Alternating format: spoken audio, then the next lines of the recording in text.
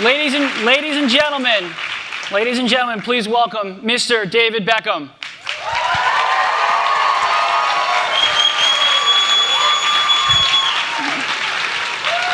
Nice to see you, sir. How are you? Wave. Hi. Morning. Have a seat. Welcome to Google. So let's kick off. No pun intended. With a little soccer, or for our international friends, football. You know, David, you really have had a global soccer career. I mean, you joined Manchester United at the young age of 17. You won 9 major trophies in 11 years there. Very impressive. You then joined Real Madrid, where you won another trophy. And then since 2007, you've been here in the US playing for the LA Galaxy, where last year you won yet another trophy. And I think that puts you in a very rare group of trifecta winners of 3 trophies on 3 different countries. So congratulations. Thank you very much. And then obviously while preparing to meet you last night, I read even more news last night, the big news, that you decided to stay here in the US and continue to play for the LA Galaxy. Congratulations. And I think we are excited that you chose Google as a place to come talk to your fans and the rest of the world about that news. So why don't we start there? Why don't you tell us a little bit about that decision to stay with the Galaxy? Well, good morning, first of all. I'm excited to be here. To be part of this is exciting for me, and to be here with you all and everyone else watching around the world, it's exciting. Google's one of the biggest companies in the world, so I'm honoured to be here today. My decision, obviously, throughout my career has always been about my family, about my career, about my footballing career. And I've been lucky to have played over the years with some of the biggest clubs in the world, some of the best players in the world. And, it's been exciting. I've been lucky enough to have been successful in many different clubs that I've played for. And professionally coming to the US was something that I was excited about. It was a challenge. It was a new challenge. I'd played in Europe. I'd won everything that I possibly could in Europe.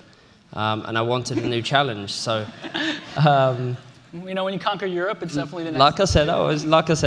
I'm very lucky in my career. So, so then obviously coming to America was an exciting thing for me.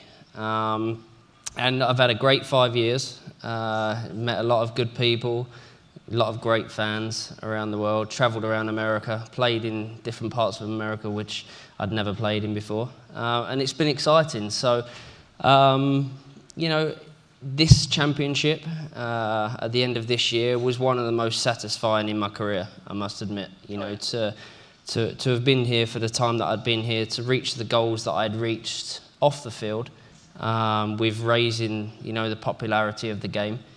I'd reached those goals. The only goal that I hadn't reached was a championship with the Galaxy, which is the main reason why I came to America and came to the Galaxy as a franchise. So that was missing, but now it's not. So congratulations.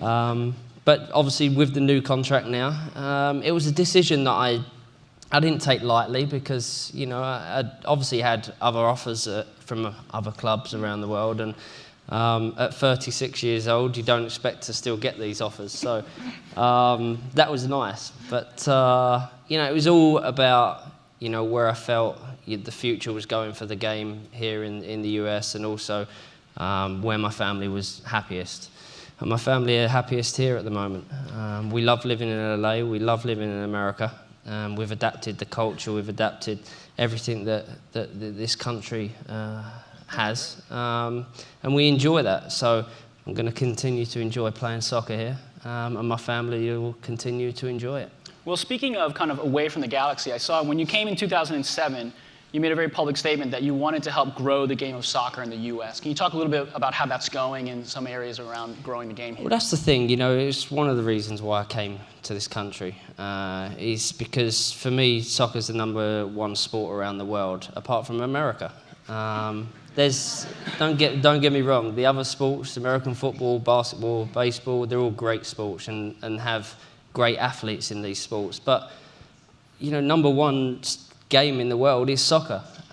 So I want to get soccer to a different level in this country, and I think that we've done that in the last I've felt it change in the last couple of years, and that's why I didn't want to walk away from it, because I've felt the change, and to walk away at this point would be disappointing, because I've been part of that growth, and I want to continue to be part of that growth. So, you know, it's an exciting time, you know, and it's great for the family as well, you know, great for the family to be here. Well, speaking of the family, I think we've all read how important family is to you. So, you know, what role did Victoria and the kids have in the decision, in making this decision? I mean, they have the final answer. It's simple as that.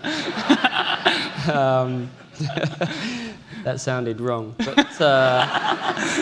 but no. Obviously, you know, when you're married, when you have children, you know, your priorities totally change. You know, 10 years ago when I was playing at Manchester United at Real Madrid, you know, obviously we were married, but it was a lot easier for us to make decisions based on our careers. Whereas we've got 3 amazing boys now and a little girl that we have to look after, and it's all about them. So our priorities are about our children. But you know, like I said in the question before, the growth of the game is growing, and you know, to see when I first arrived there be 12 teams in the league. Now there's 19. There's stadiums being built around America solely for soccer, which is a big thing. New, yeah. You know, and that's the exciting part of why, and one of the reasons why I wanted to stay. Yeah, well, I think the impact of your presence on the game has been very clear over the last 5 years. I think one of the other questions that I'm sure are on a lot of people's mind, you know, with this decision is, you know, really, why come to Google to tell the world and talk to your fans? Why not? Why not? It's so simple. Like I said, it's one of the biggest companies in the world, and it reaches so many millions of people, and I felt that, you know, it's something that you always see when you open your computer. We like that. and something that I was really excited about. So, you know, like I said, I'm honoured to be here with everyone, and thanks for coming out, because there's a lot of you. Thank you.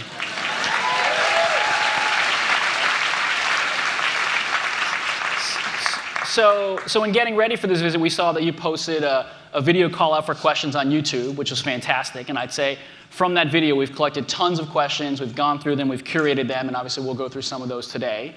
I think just also so you know, your Google following is also very strong. Obviously, you can see the people here in Charlie's. But in addition to this group, there are about 26 other offices from around the world kind of dialed in to watch this and ask you questions as well. And I think if it weren't so late in some of the other parts of the world, we'd have even more than that. So congratulations on building a following here at Google as well. Thank you. So let's dig into some of the questions right away. You know, we'll start with football. Tao Mu Yi from California wants to know, what is the biggest difference between playing football in America versus Europe?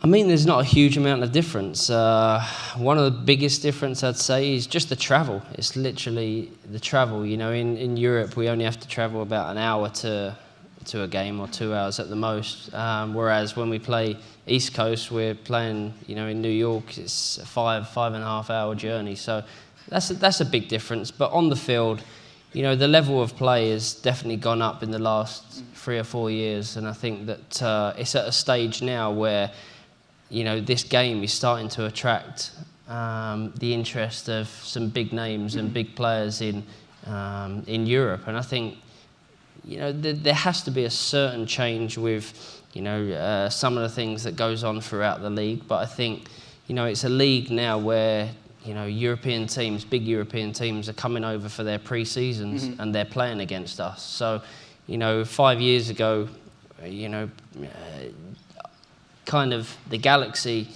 had been heard of, but I think now, with the interest of the players that have come over, such as Robbie Keane and obviously Landon Donovan as a US star, right. You know, we've had that interest, and it's exciting to be part of. Yeah, I think it must be great to see the growth, you know, see the change year over year in the speed and the power of the players. I think that's what you always want. You know, you want to see something grow. You know, if you sit still so long, you know this better than anyone with Google. You know, if you sit there too long, then, you know, things change around you. And to see the growth, to see the change, you know, I'm proud to be part of that. That's great. Another question, Maheen Zara asks, What is the first thing you do, think, or notice when you step onto the field initially? I think just the excitement. I'm still, I'm 36 years old, and every time I step on the field, I'm like a little kid.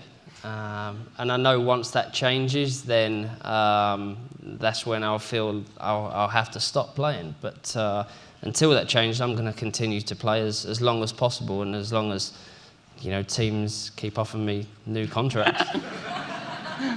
But it seems like that love of the game, that childhood joy of just playing the game is what drives you. I've always been driven, even at a young age. All I ever wanted to do was become a footballer, a soccer star. And that was my only ambition, I know it's different these days with kids, there's fame, there's fortune, and it might be easy for me to say that because obviously I've done very well out of the game, but I'd still be playing this game even if I wasn't being paid for it. Well, not that I don't want to be paid for it, but I still would be playing this sport. Very good, very good. Another question, Christina Greenwood asks, do you ever listen to music before a soccer game to kind of get yourself pumped up? Always. Always? Spice Girls? Spice Girls, of course. I mean, Wannabe always gets me going before a game. Everybody, I think, who doesn't? Always. No, Spice Girls is not on the playlist. It's on my iPod, but it's not on the playlist. That's for a different time with the kids. But no, I always listen to music. I'm a huge Jay-Z fan. Excellent. Huge Stone Roses fan as well, who are getting back together in June. Just plugging them. At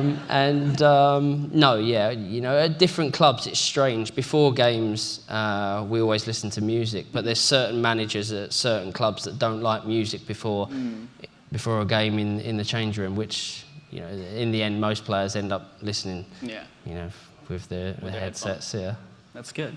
Minko wants you to give up the secret. How do you train for the perfect Beckham kick? And we've seen it. How does it happen? I mean, it just, people have asked me that over the years, how do I curl the ball, or how do I bend the ball, and it's something that just happened. It's not something that I thought, okay, I want to bend the ball better than anyone else, so I'm going to kick the ball in this certain way. I just worked on my striking of the ball. I just practiced every day. It's something that I've done from a very young age, even after every training session. I'd take balls on my own and just curl and kick and try and find new ways of getting the ball in the net without anyone touching it. And I've been lucky enough to have done that over the years with the way I kick the ball. And I know that it's a unique style, and I know it's a unique style just because my back hurts a little bit more than it did when I was 15 years old. But no, it's something that I practice, of course. It's one thing I tell kids, and unless you practice, you're never going to, get better at something. Well, I think there's not a goalkeeper in the world who is not terrified when you line up for that free kick. So whatever you're doing, keep doing it. Try. And so we have a couple questions, live from London, actually, from our office in London, which we wanted to have your homeland people ask you. Why don't you go ahead? Hi, David. How you doing? My question is, who is more likely to win a World Cup in the future, England or the USA? Oh, my God. That's a terrible question to ask me while I'm sat here. I'm going to have to say England. I'm really sorry. I'm sorry. I've got a lot of respect for the US players and the US team, and they've got some very talented players. But I believe at some point England are going to win a World Cup because we have got a lot of talented players in our country, and we're very passionate, and it's where the game began. So for me, definitely, I think England are going to win a World Cup at some point. America's just pacing themselves. The US a few years behind us, but a few years after. Exactly. JT? Hey David, this is JT over in London. Morning. How's it going? Afternoon, evening. Morning. Well, yeah, evening kind of here. So I've seen you play a couple of times. One of them was a Tsunami charity game you played in Barcelona with loads of superstars, and I just wanted to know who was the greatest player you played with or against? Okay. Again, I've been lucky enough over the years to have played with some of the best players in the world. Obviously, being at Manchester United, being at Real Madrid, being at AC Milan. These are three of the biggest clubs in the world. So obviously, there's some great players there. Being able to play with Eric Cantona, I think that was a great thing as a Manchester United player. Being able to play with a player Brian Robson, that was my hero and I wanted to emulate. But I think the best player I've ever played with is Zidane. He's a player with a lot of passion, a lot of skill, and he's not just an amazing player. He's a great person as well. The hardest player to have played against was Roberto Carlos, who's now actually one of my best friends. But even when I didn't know him as well as I do now, he used to kick the hell out of me the whole game, but he had this cheeky smile, which you couldn't hate him in any way possible. But he's definitely the toughest player I've played against. Very good. Claudine? Hey David, so my question is, if LA Galaxy were to play in the English Premier League, how would they stack up against the competition? We'd win it.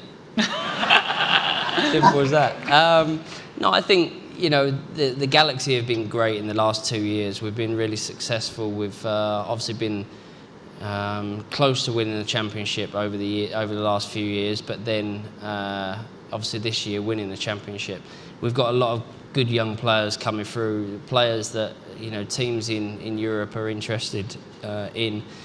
So I think we'd do well in the Premiership. It'd be interesting. I think you never know. I mean, that's the beauty of the game. I mean, I think you work hard, train hard. I mean, that's what soccer's all about. It's all about upsets. It's all about teams that you don't think are as good as other teams going in and beating them. That's what the FA Cup is all about in England. Lower league teams go in and they beat some of the best Premiership teams in England. So it's what it's all about. But I think we'd do well over there. That's good. Maybe one day. It might be a bit cold for a few players in December, but we'd do well. That's great. JT mentioned the charity game that you played, and I think we've seen you do a lot of philanthropic work throughout your career. I think we touched on it, the UNICEF work and the highlight video. And recently, we saw that you were in Afghanistan visiting some troops there. Can you tell us a little about what that trip was and what you did there? I mean, I know it sounds kind of a cliche, but charity is one of my biggest passions. Mm-hmm. I've been lucky enough to be involved with UNICEF as an ambassador, and that's something that I'm very proud of. But I want to do more. Obviously, with my job, with my travel, it's very difficult to go into the field and to do different things. But I've been able to go to places like Sierra Leone. And going places like that and seeing the change that UNICEF are making to so many people around the world, that's one of my biggest passions. That's why when people say to me after my career, am I going to go into coaching? I need to be passionate about something that I'm going to go into. And coaching, I love coaching kids, but I'd prefer to go into the field and see the kids, in Sierra Leone or in different parts of Africa and around the world and coach them, because it's making a huge difference. Going to Afghanistan was something that I'd always wanted to do, to see the troops, of course, and when I ruptured my Achilles 2 years ago, I had some time off, obviously, and I thought, okay, I need to put that to do something good, and I had the chance to go to Afghanistan. It was a secret at the time, but then obviously by the time I got there, it was out. But it was a huge thing. To some of the job that the troops do over there in Afghanistan is really incredible. To see the conditions that they work under, and they're putting their lives at risk every single day, and it must be gut-wrenching for their families to see their loved ones, brothers, sisters, sons, daughter. There's so many different levels that it's difficult. And to go to Afghanistan was one of the best things that I've done in my life. Yeah. Well, I think it must be, with your work with UNICEF since 2005, it must be amazing to see, you as an international football star, how the game can bring such joy or change people's lives, or just these kids all around the world. That's what's great about soccer. I've said it so many times that when I was in Sierra Leone, these kids are walking about with literally no clothes on. But you arrive, you put a soccer ball in front of them, they play like my kids play. Yeah. And that's what soccer can do for you, and do for kids and do for families. For that 90 minutes, you're driving along the street and, like I said, there's kids with no clothes on and running around with no shoes on. And then you look over and then, kids are watching Premiership games on the side of the street. It can change people's lives. It can, for that 90 minutes of a game, it takes them away from the life they've got every single day. And that is the power of soccer. It's the power of sports. It's something that, one of the reasons why I love being involved in sports. It is amazing. So moving on a little bit, as we look through all the questions that we got, coming to you, I think, unsurprisingly, there were a lot of questions from people who are curious about your personal life. I think when you marry a Spice Girl, I guess that happens. Yes, it does. But I think before we get to all of those, one of the more overarching questions that everyone had and everyone wants to know is, what was it like to be at the wedding of the decade, the royal wedding last April? What was it like to be there? We had to pinch ourselves when we got the invite. Obviously, I've become friends with Prince William, and he's a great guy, and obviously and Harry as well. And I was brought up around the royal family, to love the royal family. My grandparents were big royalists, and so we was brought up to love the royal family. And I think when obviously Princess Di was around, the love for her and for the royal family was incredible, and she was loved by millions and millions of people, not just in our country. And then obviously you watch the lives of William and Harry, and you see everything about them, and it's kind of like the Truman Show. They're kind of growing and doing different things and being part of different charities and growing up from young boys to young men and to grown men. Mm-hmm. And it makes you proud to be English, to see that happen. You watch their lives, you watch what they've been through, and then you watch them grow into the people they are today. And they're very special people. And the royal wedding was a huge thing for our country to have a celebration like that. It was very special, and it gave our country a huge lift at the time, and it's continued to do that. But being at the royal wedding was incredible. It was stories and favorite parts. One of the best things about it for my wife, she was 8 months pregnant, and she was worried about where we was going to be sitting, as she needed to be as close to the restroom as possible. And our seat was perfect because we could see, obviously, William and Kate walk in, but then obviously Victoria she was like 5 steps away from the restroom, which was perfect. So it was an amazing day, and we're proud to be a part of that as an Englishman. That's great. Well, speaking of Victoria and being pregnant, Nur Ikisi has a question about Harper. The question is, has Harper spoken her first word yet? What was it? And if not, are there any playful competitions between you and Victoria to see if she'll say mommy or daddy first? I think naturally the first word is going to be mama. And she's close to it already. She's saying a few things, but I've obviously got 3 amazing boys. And with boys, I'm sure people that have children know, or people that have been around children know, with boys you can throw them up, and they drop and they get up and they just run around. And with boys it's like that. But, it's obviously my first experience of having a little girl. And still, I'm changing a diaper and I'm thinking, I can't believe I've got a girl. So, you know, everything about her is feminine, you know, the way she moves, the way she eats, the way she smiles, the way she looks, you know, everything about her is feminine. And I know it sounds obvious, but it's an amazing thing having a little girl in the family now after having 3 boys. But the best thing about it is she's got 3 older brothers. Mm-hmm. Yes. Well, I have to say and a dad. I have to say, she is an impeccable dresser from what I've seen. So her wardrobe is ridiculous already. So I'm glad I got a 2-year contract.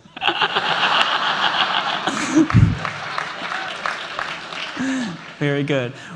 Well, staying with that, I mean, obviously with 3 boys and now a girl in Victoria, you know, Andres Rubio Barriga asks, how do you keep the balance between work and family? Obviously, you've got a hectic life around the world. What's that like? I mean, obviously, as a family, we're very busy. As a couple, we're very busy. Victoria's got a collection that is obviously doing unbelievably well. But there's a lot of pressure that comes with that, obviously. You know, and I'm working every day. I play and train every day, so it's difficult. But like I said before, you know, our number 1 priority is our children and our family.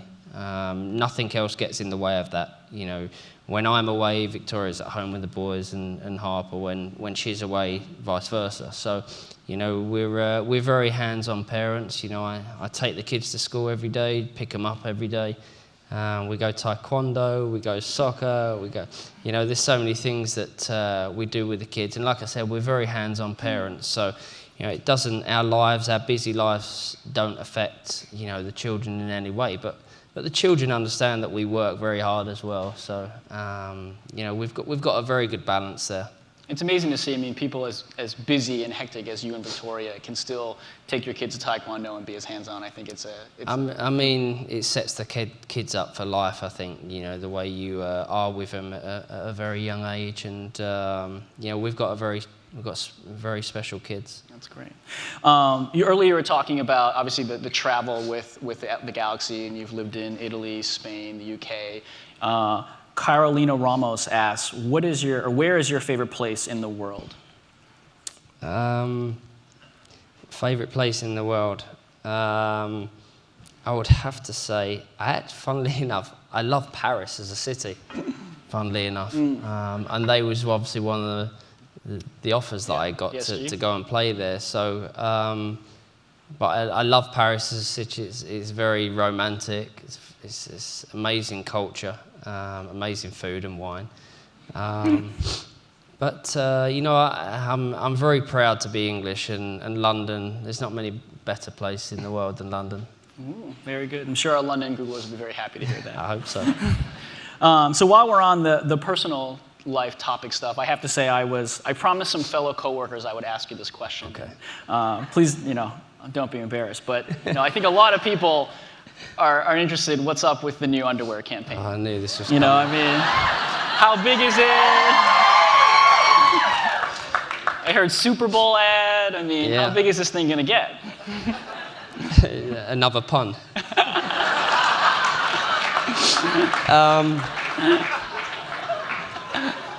I mean, sorry, I need some water.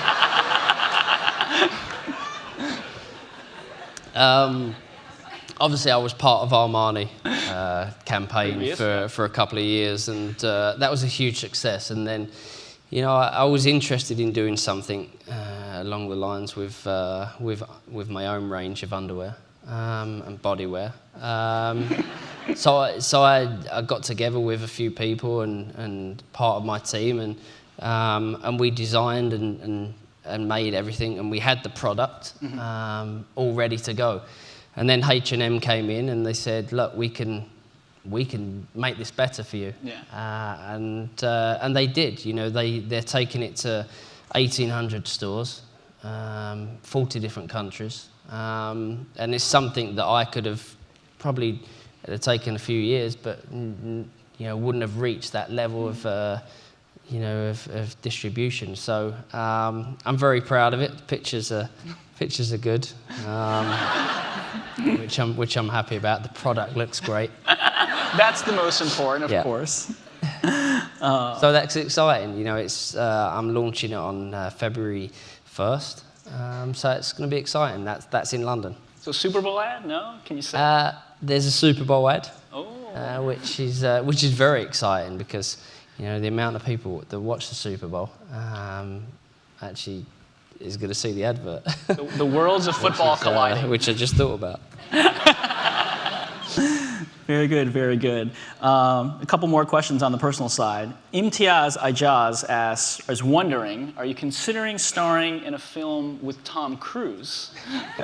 I'd love to star in a film with Tom Cruise. Who wouldn't? I think you know, people have asked me over the years, especially when I first moved to LA. They was like, oh, he's obviously going over to, you know, become an actor, and I can't act. Simple as that. You know, it's something that I've never done. I've been involved with obviously adverts and different. You know, I was involved in a couple of movies that were about soccer, but you know, not major parts, not much talking involved. So that was great. But yeah, who knows? Something might happen in the future that someone comes up to me and says, you know, we want you to play this person, and you know, and maybe it will happen, but I don't think so. It's not something. It's not an ambition of mine. You heard it here first. Something might happen in the future. Maybe. Exactly. You know, never say never. Never say never. Because you guys are neighbors, right? You live. Yeah, we near? live 5 minutes away. 5 minutes away, so you know, no banter around, you know, the recycling bin. I mean, there's banter, but not banter that I could say live on Google. Gotcha. Very good, very good. One more question on this. Dina Ko asks, are you feeling nervous about your first Google Plus Hangout? I'm not nervous. I'm excited. You know, being here today, I was excited. You know, I woke up at 6 o'clock this morning and give the kids breakfast just before I left, and I was excited about it. It's something that I was really looking forward to. So, not nervous. That's good. I think. Why should I be? No, I think it's no, I think you're doing fine. I think, you know, afterwards it'll be easy. I mean, it's just, you know, video conferencing with, you know, a bunch of your fans talking face to face. It seems like something you really enjoy. Should be fun then. I think, and for those of you that would like to watch that afterwards, David will be talking with some fans at 10:30 Pacific time right here on his Google Plus profile. So I think now we're going to take some questions from Googlers around the world. I think we'll take a couple questions live from here in the audience and some kind of pre-selected questions. So any Googler that has a question, please begin lining up. But we'll start with a question from Michael Complager from London. And he wants to know, did you have a role model as a child, and who was it? I had a role model in football, in soccer, sorry, that was Brian Robson. He used to play for Manchester United. He was captain of Manchester United. He was captain of England. He wore the number 7 for Manchester United and England. And everything that he did, I wanted to do and become and do exactly what he was like as a player. And I was lucky because I wore number 7 for Manchester United, wore number 7 for England, and captained England and Manchester United. So I was very lucky to have done that. So he was, you know, a role model that I looked up to. Very good. Why don't we take a live question over here? Hi, David. With everything that you've accomplished in kind of your career and your life in general, what would you say is the most meaningful accomplishment that you've had? My family. My family is like, it really is. You know, obviously I've done a lot in my career, and I've been able to be successful in different countries and different teams and different leagues. But and I'm very proud of that. But you know, my proudest possession is my family. Thanks. Thank you. Can we take one on this side? Hi, David. Hey, morning. I wondered if you could talk a bit about the London Olympics. Obviously, you were involved in the bid at the time. Yeah. So are you hoping for a place in Team GB, and what would it mean to you to play in the Football Olympics? I mean, it's exciting, you know, for our country to host one of the biggest sporting events in the world. I think it's really exciting. And I think the buzz around England and around London, especially around East London, where obviously I was brought up, it's exciting. So yes, I would love to be part of Team GB. I've never been involved in the Olympics, and when you know, the team came to me and said, you know, we want you to be involved in the bid to get the Olympics to our country and to London.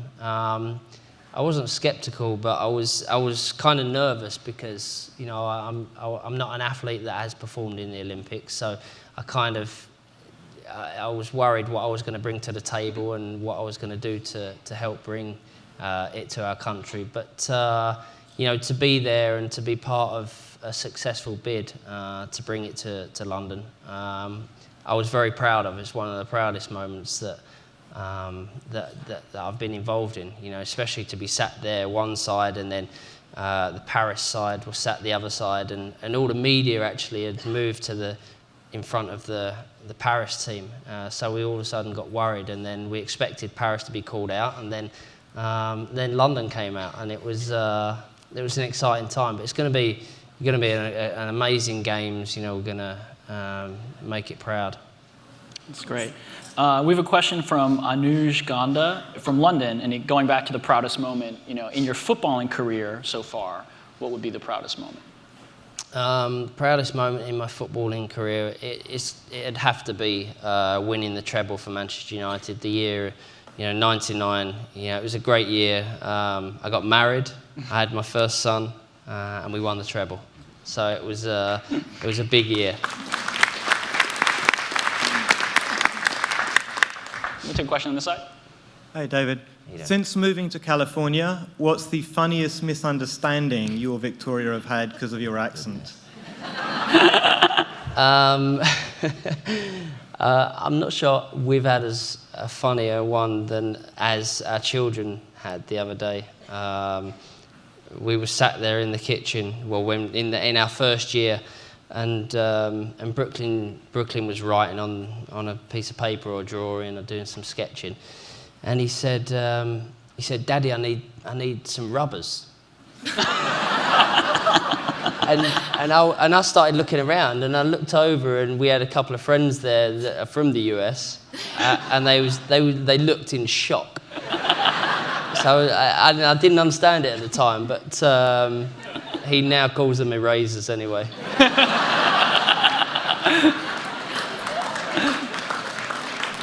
That is awesome. We'll take one on this side. Hi, David. Thank you for coming. I actually don't have an accent. I just really like yours. That's a great accent. Oh, thanks. So thanks for coming. I'm wondering, after today's Hangout, do you have plans on how you'd like to use Hangouts in the future in terms of engaging with your fans all over the world?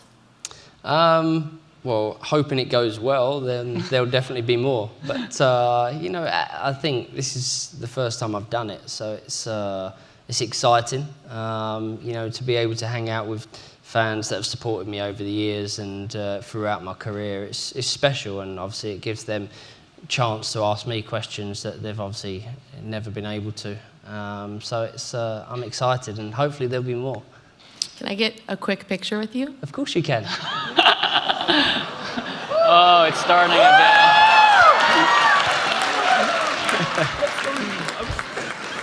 You look handsome, by the way. Thank you. You look very lovely. All right, ready? 1, 2, 3, cheese. There you go. There you go. Thank you. No problem. Nice to meet you. Thank you for playing. Thank you, David.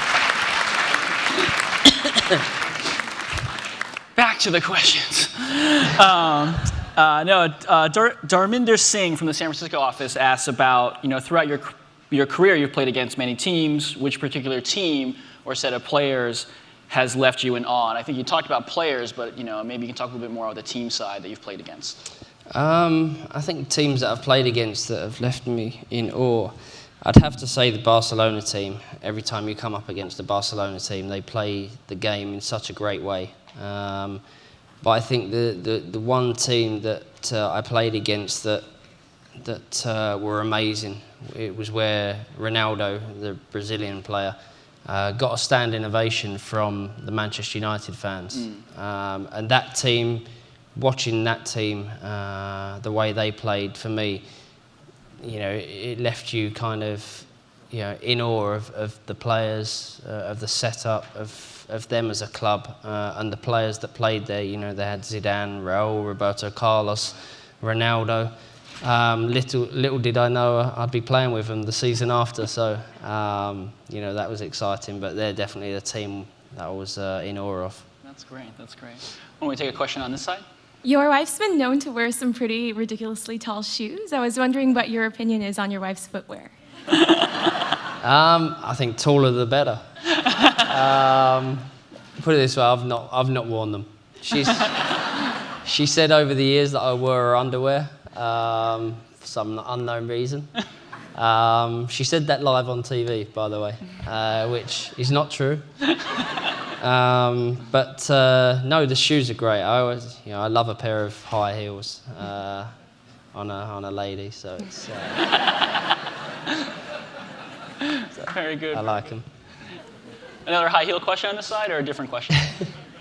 Hey, David. So I have a question. So if you want to pick a team to beat FC Barcelona, so which one do you want to choose? And do you already have some ideas to beat them?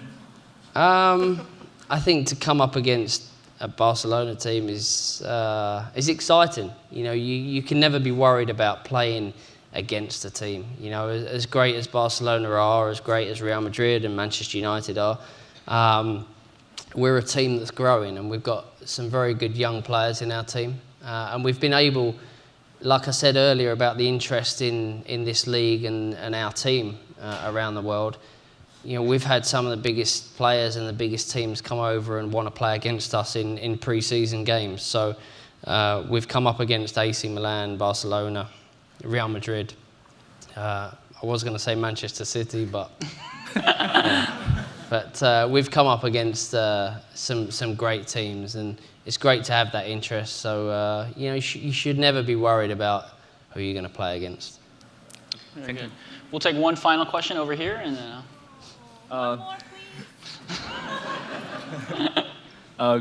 Thanks for coming, David. I know you've been around the league. You've been around, various different leagues. Where would you like to finish your soccer career at? Would you like to go back to Manchester United? Do you want to stay in America, or do you want to tackle a league that you've never been to? I mean, my next birthday in May I'll be 37. Still really so young. in soccer years, it's not so young. But in Beckham years, it's really young. In life, it's young, and I still feel young. So I'll continue to play the game as long as I can. I love it. Yeah, every single day I enjoy going to training. I enjoy playing in games. I enjoy being part of a team. And my contract's now for 2 years, so it'll take me up to almost 39, almost. And then we'll see. I think people expected me either to, move away from the Galaxy or retire at the end of this year. So I'm excited about these next couple of years. But we'll see what happens in the future. We do actually have a shirt for you. I'm not going to ask you to autograph it, but we do have a Google Beckham track jacket, which we would like to present to you. Thank you very much. Thank you very much. Thank you. We definitely want to thank you for coming, and I think in addition to the track jacket, all the Googlers here in the audience, please know that there is a Google plus David Beckham t-shirt for everyone here. It will be available in Benghazi in Building 43 from now until 11 a.m. I don't think David can sign all of them, so please be understanding around that, but please enjoy your free t-shirt. For those of you on the live stream, and for those of you that have more questions, please feel free to join David at 10:30 at a hangout on his Google Plus profile. Thank you very much, David. We really appreciate it. Thank you. It was fantastic. It was really appreciated. Thank you very much. Thank you.